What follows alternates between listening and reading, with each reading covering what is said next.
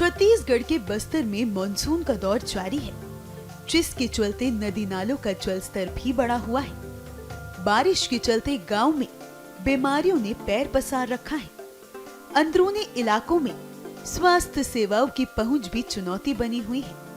इसके बावजूद स्वास्थ्य कर्मचारी सबसे बड़ा जोखिम उठा रहे हैं। बीजापुर के भोपालपट्टनम ब्लॉक से स्वास्थ्य विभाग की ऐसी ही एक संघर्षशील तस्वीर देखने को मिल रही है। बीजापुर के सीएमएचओ डॉक्टर बीआर पुजारी और उनकी टीम ने हर बाधा को पार करते हुए मिनूर गांव में हेल्थ कैंप लगाया। मिनूर गांव में 4 किलोमीटर पहले बहने वाली चिंतावागु नदी भारी बारिश के कारण उफान पर है। इसके बावजूद टीम ने ग्रामीणों द्वारा बनाई गई लकड़ी की नाव का इस्तेमाल कर नदी पार की है। उन्होंने टीकाकरण और आवश्यक दवाइयां लेकर गांव पहुंचकर ग्रामीणों को स्वास्थ्य सेवाएं प्रदान की। यह सेवा समर्पण और जज्बे की मिसाल है, जो विपरीत परिस्थितियों में भी लगातार जारी है।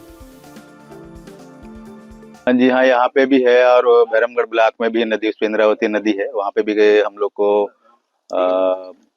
वर्षा विशेष करके बरसात सीजन में ये सब परेशानी झेलनी पड़ती है। किस तरह की होती है सर परेशानी? चलना, फिर नाव पार करना, जोखिम कितना मालूम? हाँ, नाव पार करने के बाद वो पूरा वो एरिया तो हम लोग को पैदल ही जाना पड़ता है। विशेष करके अभी हमारा जो बेदरे और जो कोटरू एरिया है वहाँ से, क्योंकि उधर नाव भी चलती नहीं है, इस कारण हमारा 1-2 महीना हमारा कुछ स्वास्थ्य सुविधा देने में हम लोग को दिक्कत होती है। नाव का भोजन चलता नहीं है क्योंकि पथरीला है वहाँ का जो इंद्रावती नदी है और बीच में झाड़ झंकड़ भी है, इस कारण वहाँ पे थोड़ा सा परेशानी होती है। जैसे ही पानी कम हो जाता है तो हम लोग उस एरिया को भी कवर कर लेते हैं। स्वास्थ्य कर्मियों की माने तो ये हालात केवल एक मिनूर गांव के नहीं, बीजापुर के चारों ब्लॉक के अंदरूनी इलाकों में दर्जनों गांव के हैं, जहां बारिश के 3 से 4 महीनों में स्वास्थ्य सेवाएं पहुंचाना बहुत ही चुनौतीपूर्ण काम हो जाता है। इसमें नदी नालों को पार करना सबसे बड़ा रिस्की काम है।